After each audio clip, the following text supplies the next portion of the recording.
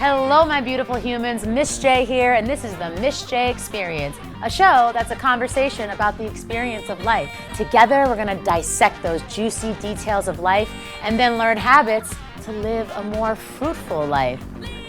On this episode, we have Ethan Ceriano, an incredible new up-and-coming talent, and it's such an honor to have him. So come on this journey with us, and let's converse together.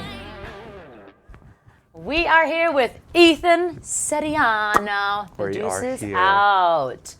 All right, so always my first little intro question's always a fun one because I want to say, what is the Ethan come-up story? But you're kind of coming up now. Still coming up, yes. So how did we get to this point? So I would say feeling that bit of potential inside you that's kind of bursting. I'm sure you felt that early in your career. And just not being able to say no to it. And just wanting to follow it and just following it and going in on it. And when you say it, what I'm trying to also get about this incredible human being is, from what I was told, because what's amazing is that his father is somebody that I work with in my own career, that this wasn't really the path you kind of, like, everybody assumed you were going to do. And this was actually kind of like a hard, almost right turn from your trajectory. And that's what made me so interested in meeting you in the beginning. And I would love to know, like, what that essence is and what made you take that risk.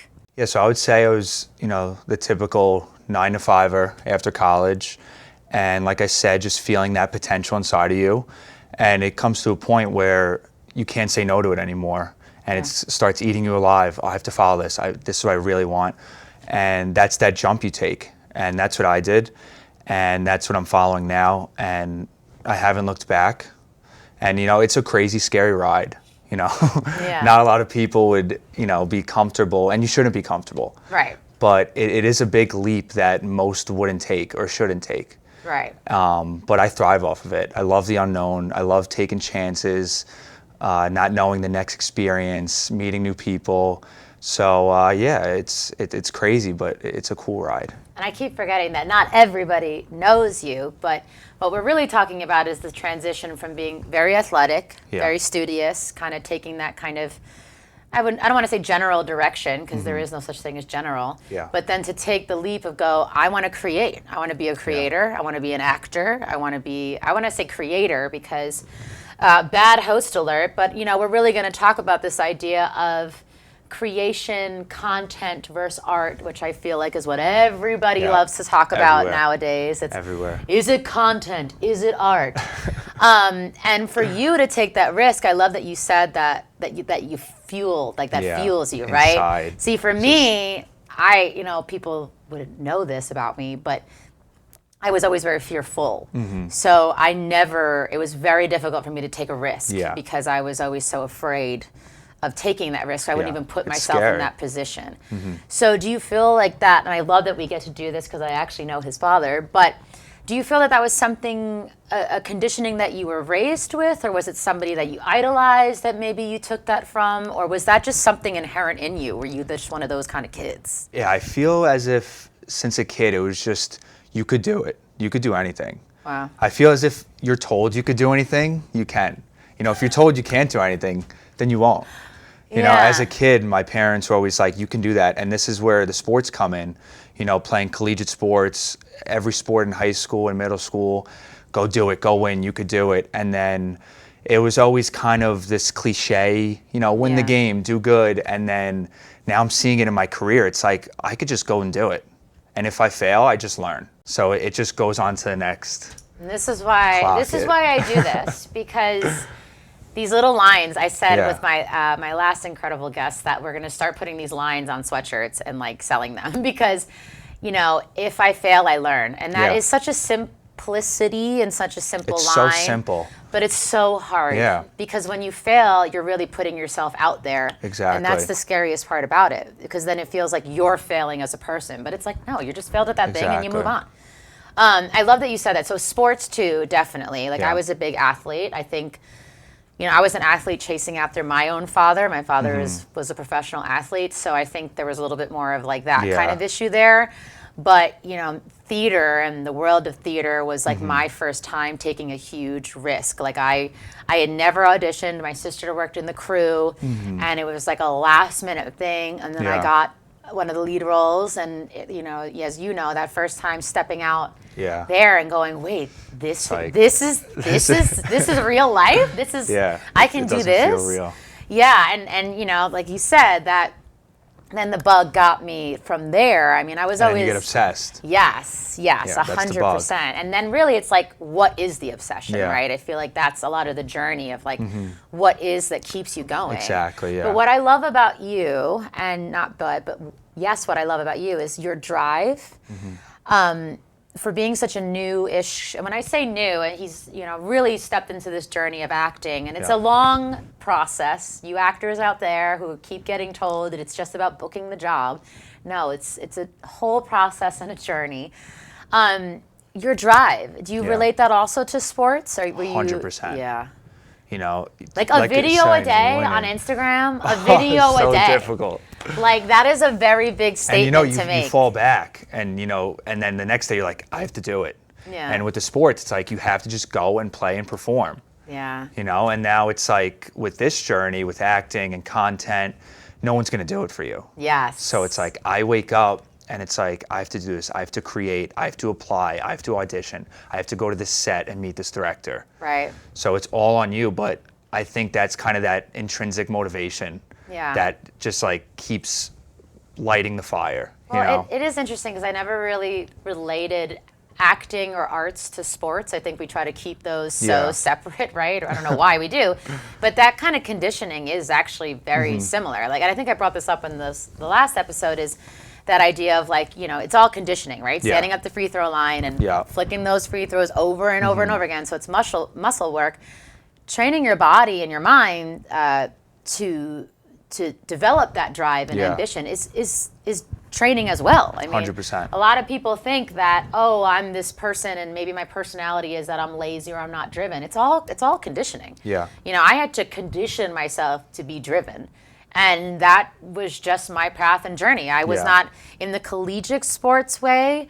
And so I never really had that like bug of like winning and the accolades at any of level of sports, I feel, obviously past T-ball, but middle school and high school, you want to win, and I think those traits carry over with whatever you do. You want to get the promotion, you want to look good for your family and friends and your spouse, and you want to, entertain when you're out. So I feel that mindset always carries over in some sort of way. Yeah, I never thought about it that way. I think sports are very diverse in that. I think the mentality goes so far beyond the actual game. Yeah. When you think of the best athletes or musicians or artists, it's always the mentality aspect. Yes. 100%. Everyone has a crazy story of the rejections and, I wasn't supposed to get this and they told me no, don't do it. And it ties into just keep going. You have to fail. You have to fall on your face. Yeah. You know how many times you look stupid and it's like.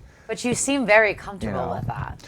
I'm getting more comfortable. Okay, so were you always Definitely like not, that? No. When I first started doing the content and going on these auditions and everything, it was like, oh my God, like this looks so dumb. Yeah. It's embarrassing. Right. It's not, to some people it is. I know what you mean though, but it is. It's like we stand there and we go, we were just talking about this before we started filming of, it's called a slate in acting, where you walk in the audition and you go, and you have the slate, which is like, hi, this is my name, and I'm from here. And they want you to be organic, natural, and be cool. Yep.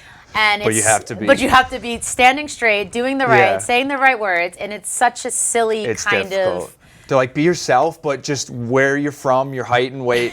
Be yourself, but tell us everything about you in a very robotic way. Oh, but be natural though. Don't even worry about it. So you're saying do you feel that sports kind of gave you that great essence of faking it until you make it? Like, a lot of people don't realize there's a power in faking it until you make it, because then you just do it over and over again, then you feel confident. 100%. So do you feel that also kind of has... I think so, and it circles back to what I said before, telling yourself you could do anything. Yeah. I think telling myself, I can do this, and I do this. Meanwhile, I've never done that. If I'm on set with a new director or trying a new stunt for, a bit or a show, in my head, I'm like, I could do it. I've done that 100 times. I've never done it. Yeah. But if I tell myself I can't do it, I'm not going to be able to do it. So you just have to feed it. You know, you can do it. Just do it. You've been here. It's like feeding the positive ego. Exactly. It's a good ego to Yeah, have. it's feeding the positive thoughts. And really, that's just a mind shift, like you said, perspective. And I love that you said the perfect phrase of the content. Yeah. Because that is something that I would say generationally is what's becoming the huge shift. Because I think there was this meme out there, it's like one of my favorite memes, where it's like, imagine telling Kurt Cobain that he had to do content for like lithium, right? You know, one can say that's insane. He would never, but it was a completely different era. Like there was no social media, so you really can't. Yeah, you can't compare that. You can't compare. But, you know, for me, when I first got on social media very heavily, like a while ago, but I meant for my music a few years ago, that was a huge hurdle for me. I was like, what am I doing to promote my music or myself? And it was like about a year. I pretty much called my brand manager, who was our first episode, Christy, amazing. I would call her crying like every day. I'm not kidding. Like her whole job was just me crying about TikTok. Every day I would cry. I'd be like, I can't do this. And then it clicks clicked. Almost, yeah. Yeah, and then I was like, I actually kind of love this. Right now we're in a distribution issue with TikTok. The musicians out there will, if you know, you know. But now I love it. But when I started really watching you and what you do, there was such an effortlessness. But since I know how it works, I know how much effort you're putting into it. Like, was there somebody you modeled, or did you just jump into it and you were like, I'm here, which is kind of your energy, which is why I love you. He's 18 feet tall. Like, you're not like, I'm here now, and boom, I'm just going to see what happens. That's a good question. I saw, when I was at my job, my 9 to 5, and it was eating at me, I saw people every day doing it online. Yeah. And I would sit there every day. I could do this. I want to do this. I do this on my own, but I just don't record it. I make these jokes with my friends, and I do audition, and I do all this behind the scenes stuff. I just need to put a camera to it and have the guts to post it. So I wasn't always like that. Yeah. And then the first few videos were so scary. It's like, oh my God, you're looking, is this going to be funny?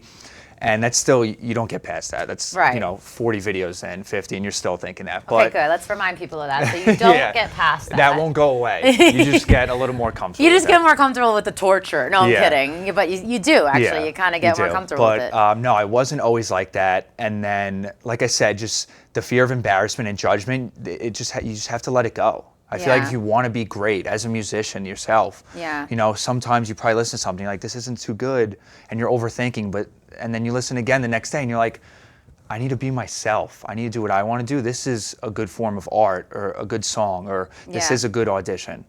So I think getting out of your head, after I saw those people do it, I was saying, you know, I'm just going to do it.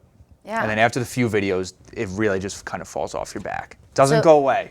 Well, then what I love is, do you see a distinction and a difference between what you do on Instagram versus what you're doing on set?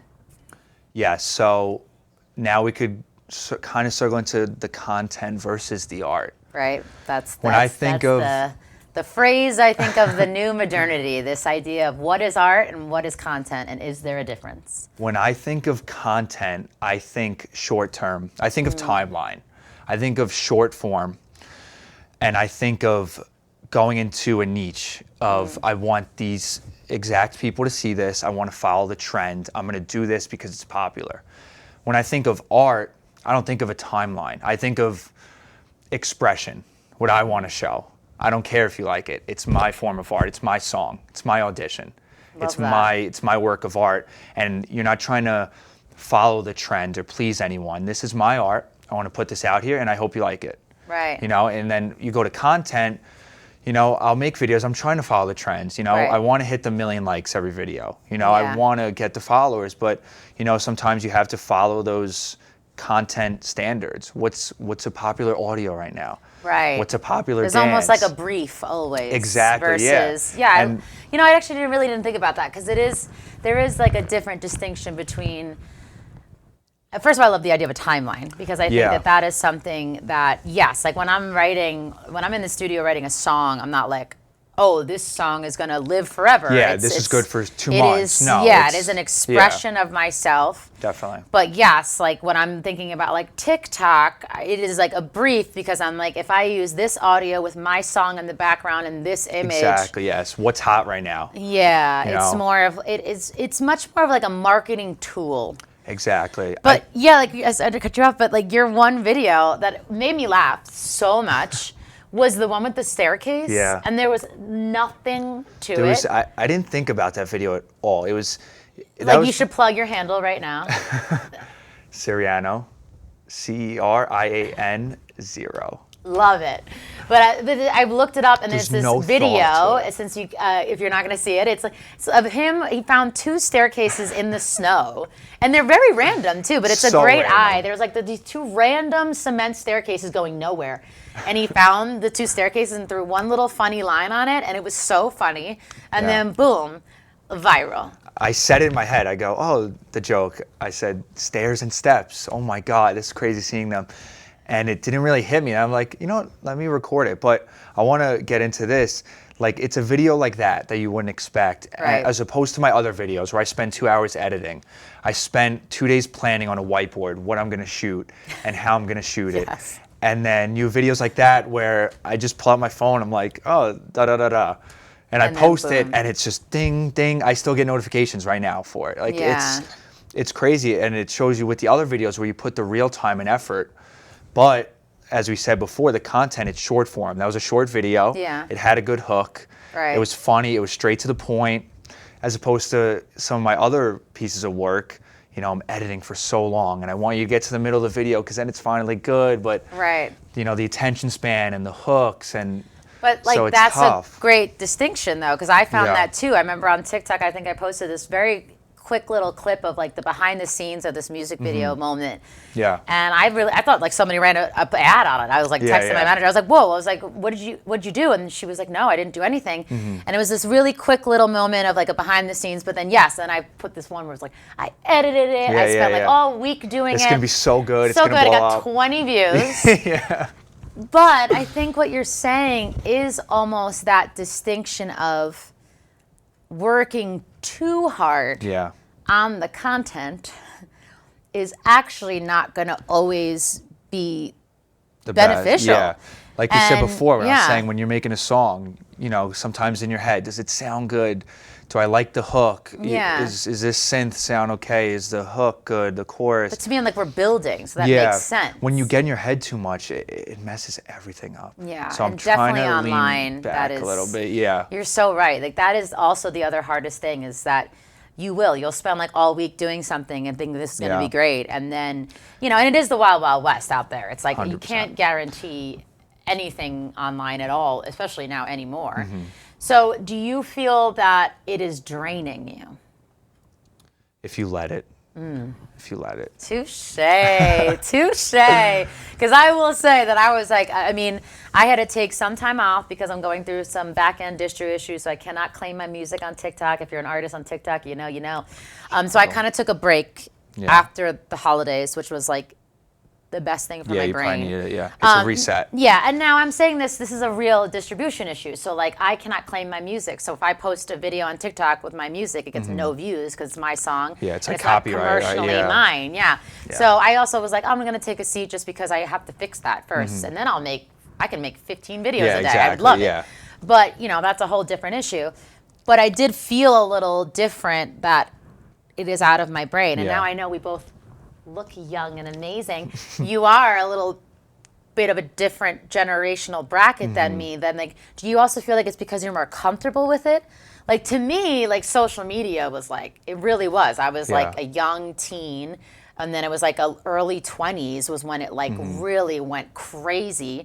And so, like, it's almost like still getting used to it in my body because it's still something that I've never been used to. Whereas I forget that, like, my friends, they're like, oh, well, I was in middle school or elementary school, and it was, you know, I was like, whoa, that is crazy to think about. So there's something to that like our bodies are also just not, because it's not natural. Our phones are not. Yeah. This is not natural, right? It's what we created. So do you feel that there's something like that? I mean, this is like totally just something I thought of. I mean, what I don't want to say bothers me, but what I'm not a fan of is the content kind of burying the natural raw art forms. You know, like seeing the real breakdown of a song, the production of a set, or how, you know, you make your vocals. People aren't engaged in that right now because they want the short-term stuff. Yeah. They want those short comedy videos. They want the catchy hooks. And I feel like it's kind of layering over the art, which I'm not a fan of. I know you're a little old school, so you probably don't like that I wouldn't either. do any. If I was an independent artist, I wouldn't be on any of it. I would be Charlie Hunnam, who doesn't have he doesn't have any social media. He just does his art. And I would love to, but I also now have the power of my own record label, and I want to build it, and I want to be successful. So I love that now we can. That's the double-edged sword, right? That's the silver lining. Now we can do it, like you said, on our own, and we don't have to, you know, go to a label. We can really build our own businesses. That's the beauty of it all. But I love that you said that, because I do think that there is something to be said about losing what the distinction is between art and content. I think there should be a distinction. I love that, like, people want to see behind the veil, and that's kind of social media. That's but what in I a love. way, it's like, but then I want to see that, and I don't need to see like an artist in their studio like developing a content video for their song. That they have to, but it's like I would like to see like how they broke it down. What it like. Exactly, I love those, but then I'm like, now we're gonna force this person to then make a funny video, or they have to employ the people to come in. Like, you'd be so good with ideas, right? But I would employ you to come in and do that kind of work. I'm going to cut you off. Do you agree that the art's kind of getting buried with the content because it's just everywhere? I think what's happening is what we do, and I say we because you're an actor, what it's burying is the amount of effort, money, and time. Right? So you can stream for free. So people think music is free. And you can stream content for free. So they think what you do is easy and free. And actors, they see on Netflix and all of those streaming platforms. But, you know, the celebrity of acting has always been there. So they kind of know what that is. But I think that we are almost diminishing the worth of an artist because there's like all those streamers now are more famous than artists. And I watched a streamer, I didn't watch it. Somebody was watching the streamer, and I walked by, and then I saw, and he was like, sorry, let me preface. Correction. And he was getting a haircut. 100,000 views. That was the live stream. He was getting a haircut in his live stream studio because he reads the news. He's a very big streamer. He was like reading some news. And he was reading the news while he was getting his haircut. And I'm like, ain't no shame in that game. Like, get your money. Like, he's getting his money. If it works, it works. But that is not art. And those, I didn't say the streamers' names, so they're not going to come for me. But, like, come for me, because you cannot convince me that that is art. Now, that might be a commentary on where we are in modernity, which you could then craft into an art experience. But that's not art. And like how hard you're working on some of the videos, or as an actor, or like for me in the studio with the guys and girls that I create with. It feels diminishing almost. It's almost like we're the same. And it's like, yes, that person might be making way more money than me right now off of their creation form. Good word. But do I think that is a like pure art form? That's the divide. And that's the divide, because I'm sure there will be a lot of Gen Alpha. Is that the younger? Is that Gen Alpha? Gen Alpha, now? Gen Z. Gen Z. Is, you know, there is no internet, right? Like when I was a little kid, I could still run away from home, and my parents didn't know where I was, and it caused all this drama. And I was like three houses down the street. You know, there is none of that. Kids are tagged. They're, you know, there's no tracker, like, everything, So they could say, no, that's art. But that's why I was interested in this conversation with you, because you're really building your online brand in the world of content creation. So since we're going to shift, you already kind of dropped a nice little habit in the beginning, which was telling yourself, the faking it till you make it in the good way. I can do this. That definitive, Yeah. I can do this, even though you can't. You're going to have to Google it or YouTube it or all those things. 2 years of experience. 2 years, yeah. On your resume as an actor, just always write 2 years. That Always gives you write enough 2 years. experience. They'll never know. Improv, 2 years. British accent, 2 years. The next casting director is going to call me after this and be like, Is it a real 2 years? Oh, I just show. outed you. Just kidding, actors, don't do that. I have 2 years experience of everything. The casting directors already know. Trust me, I'm telling you. They told me that. They do. What do you feel in this shift of now you're a hardworking actor, you're a hardworking content creator. How do you protect your mental health through that? Or do you feel like you're not even at that point yet? I'm definitely not at the big enough level where I have to do that. But in terms of exhaustion, like we said That's before. What I mean. To me, it's not about a level. It's about your own mental space of and what like you're doing. judging yourself in the videos, you just can't do it. I Yeah. mean, there's really no way to sugarcoat it or other way around it. You just have to do it and say, listen, this is a decent video. And another good thing, I go in with no expectations. I think that's a big one. That's my toxic trait. That's It's so hard not to. Because to. I'm sure when you listen to a song or project, you're like, this is You're like, so this good. is the hit. This and is then it. they're like, no, not that one, that one. Yeah, And I'm like, yeah. what? The one you spent one day on and not 6 weeks, actually. Yeah, like literally. But yeah, yes, just that's the hard. expectations can kill you. And when I went in, when I first started a couple months ago, it was, okay, I'm going to get 100K of video. I'm going to get 2 million, I'm going to do all this. And then you would sit there at night and it's like, wow. And it trains you. Yeah. So now I go in with more of an open mindset, not really expecting anything. Same thing with auditions or when I'm on set, with actors or directors, just no expectations. Yeah. Because if it comes, great. Right. If it doesn't come, you learn from it. It was an Yeah. opportunity and you got better from it in some kind of way. It wasn't a loss. It was a lesson. It wasn't a loss, it was a lesson. Yeah. I'm getting you a lot of good You copyright are. lines on here. You really are. They're yours, don't They're you gonna- worry. I do love that. I would say, because I would think about, I like on this show to think about like me 15 years ago, because you really wouldn't have recognized me mentally, spiritually, where I was. And hearing somebody say that so easily, right? Yeah. Because you do have a beautiful naivete to you that is Thank kind of you. that like, whatever's going to happen. And that's, Yeah. you need that. You do. But there are a lot of other people that, like how I used to be, where I genuinely was like, I can't, I'm not talented enough. And you're even better by saying that, like, oh, have no expectations, Yeah. right? So I do think that a lot of that has to do with that kind of conditioning of that athleticism. Yeah. But do you feel like, is that something you feel you really taught yourself? I just want to remind people that there's the journey. It's, it's not that, and like you did say that not every day is like that. Yeah.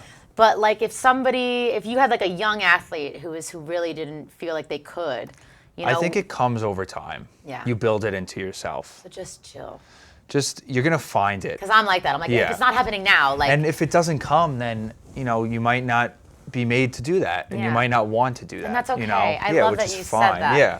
Because I feel like people think that they're going to go on a path, and then if they don't complete, and it's even simple. Like I used to be the girl, I read a lot, and even if I didn't like the book, I would Yeah. force myself to finish it. Yeah. And it was like such a freeing thing in my life when I was like, you know what? If I don't like the book, I'm going to put the book down and not finish it. And now you do that now, and you're like, oh my God. Yeah, I could do anything. I can do anything. But I think that's another beautiful habit shift of like, it's okay Yeah. to pivot. Yeah, 100%. I feel like that's been my word of like 2026. Yeah. And I feel that it is, although we're now already in May, so it's not, why am I still saying that? But it's so okay to pivot, Yeah. Like, Yeah, if it doesn't come to you, don't force it. don't give up quickly. I think that's a big, like where I would give up. I don't want to get misinterpreted. I would like do it wrong once and be like, I'm a failure. Not that, but if it's not feeding your soul, or you're really like putting in all your effort, or like for you, because you have such drive and ambition, and it really starts hurting your soul, like maybe pivot. Yeah. Or like you said, take a some break. time. Yeah, take a rest. I Take took some a few time. months off, and then Yeah. I felt even better. Now to get to the technical, because we are talking about content. So you say one video a day. Now you say sometimes you do have a Yeah. moment, like you don't beat yourself up, I'm assuming. Do you write it down? I heard you said whiteboard. I love Yeah. a whiteboard. So it's the best the thing whiteboard is the ever. best. If you don't have a whiteboard Get a and you're an whiteboard. entrepreneur or a business person or a creative or just anything, get a giant whiteboard. Or you're anyone. Just It'll get save one. your or you're anybody. It'll save your life.